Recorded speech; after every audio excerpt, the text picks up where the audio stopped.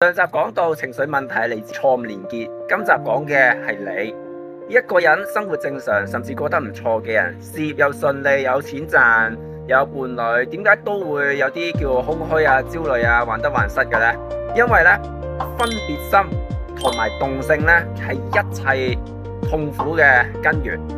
唔止情緒病患嘅問題，而係所有人嘅處境嚟嘅。分別心咧會讓我哋將呢個世界所有嘅嘢咧就分為我想要以及我唔要嘅。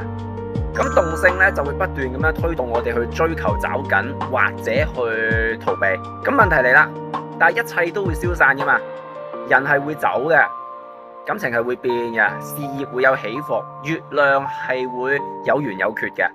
就算你得到嘅 finally 你都會失去。所以越係愛嘅嘢，最後一係就愛別離，一係就求不得。唯一嘅出路啊，就唔係追求更多，而係降低我哋嘅分別心，從我想要嘅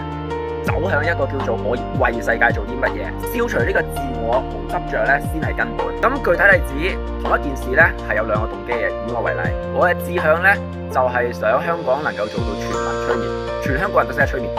咁以動性嘅動機出發咧，就係我做呢件事。當全世界人都因為我推動而識得催眠嘅話，我咪成為嗰個好了不起、好偉大嘅人咯，係咪？如果嗰個時候我嘅片冇人睇、冇人 follow、冇人讚、冇人互動，我就會焦慮啊、痛苦啊、懷疑自己啊，即係我嘅快樂咧係綁喺一個成件事嘅結果度。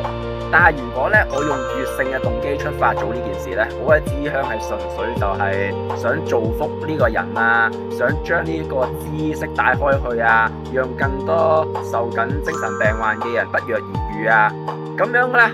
我就會無論幾多人睇，我都能夠全力去做，唔帶任何執着。